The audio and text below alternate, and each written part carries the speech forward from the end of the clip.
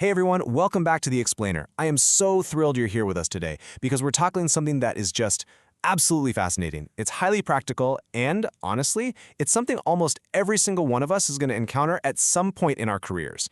Today we're decoding genuine psychopathic traits, specifically how they actually show up in professional settings.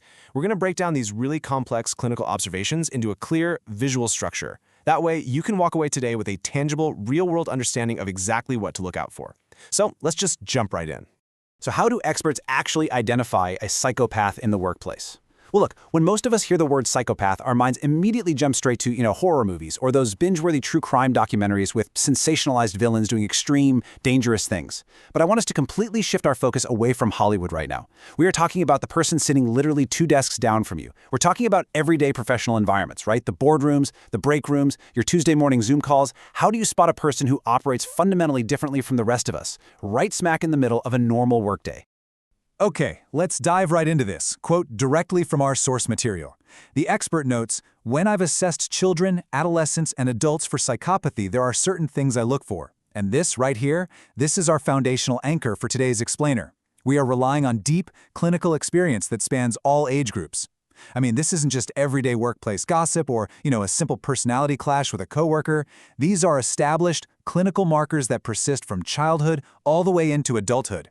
And by understanding what the professionals look for in a clinical setting, we can get a much better grip on the behaviors we might be witnessing during our own 9 to 5. Which brings us to our very first major characteristic, trait 1, multi-domain cheating. Okay, so we're starting entirely with observable actions and behaviors. We're not trying to be mind readers here, we are just looking at what they actually do. And the hallmark here is unethical and antisocial behavior across a whole range of domains.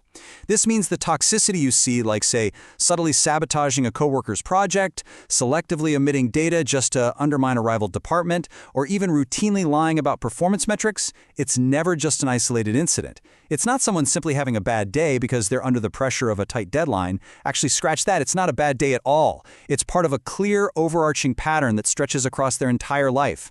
They don't just bend the rules at work. For them, rule breaking is quite literally their default setting for navigating the world. Now, what's really interesting about this slide is how professional settings sits right alongside personal ones. The experts tell us that these individuals will cheat on romantic partners, they'll cheat in school, they'll even cheat in a super casual weekend sports setting. I mean, think about what that means for your office. If someone is totally willing to cheat their friends in a meaningless game of golf, they will absolutely cheat you at work, no question.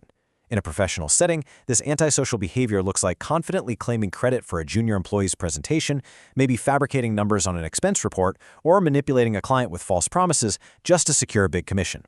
The venue changes, sure, but the behavior, that core willingness to deceive others for personal gain, remains exactly the same. All right, moving on to trait 2, the superiority complex.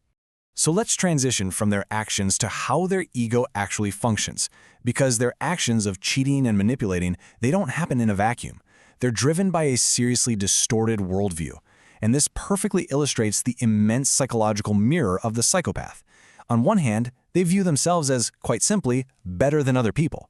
But on the other hand, they view everyone else as dumb, ignorant, and easily duped. They possess this massive superiority complex paired with just an utter disdain for their colleagues. This is the person who treats the administrative staff like invisible servants and views their peers as basically naive stepping stones. When they look around the office, they don't see teammates, They see a room full of gullible people who are just waiting to be taken advantage of. And because they view their coworkers as ignorant or easily duped, a very predictable pattern starts to emerge. Problems in the world are always other people's faults. Think about how this plays out in a real-world professional setting. When a major project totally tanks, or a critical client pitch goes completely off the rails, they will categorically refuse to take any accountability whatsoever. They won't just deflect, they'll confidently say things like, well, if marketing had actually understood my vision, we wouldn't have lost the account. It is literally never their mismanagement or their lack of preparation. In their mind, because they're so inherently superior, the failure absolutely must be the fault of their incompetent colleagues. They will relentlessly throw their own team under the bus without a second thought just to protect that inflated self-image. Let's move to our third, and honestly, perhaps the most revealing characteristic. Trait 3, projection. Projection is basically the belief that everybody else is just like them underneath, fundamentally selfish. This is a genuinely fascinating psychological defense mechanism. The psychopath naturally assumes that every single coworker is secretly just as ruthless, manipulative, and self-serving as they are. They honestly believe that human nature is entirely corrupt. So, if they steal a confidential client list or regularly gaslight a colleague in a meeting, they justify it. How? By assuming everyone else in the office is trying to do the exact same thing. They think they're just playing the game of office politics better and honestly more authentically than everyone else who's just pretending to be a team player. And that brings us to the climax of our explainer today, the ultimate tell. So what does all this constant psychological projection actually mean for you in a practical work environment? Like, how can you spot this toxic individual in your next team meeting? Well, the crucial point is this. If they think everyone is selfish, that's what they're really like. Their highly cynical view of office politics isn't some accurate reflection of your company culture. It's actually just a confession of their own character. When you hear a colleague constantly claiming things like everyone is just out for themselves, or nobody in this industry has any morals anymore, pay really close attention. They aren't warning you about the real world, they're giving you a perfectly accurate blueprint of their own internal moral compass. They are telling you exactly how they operate.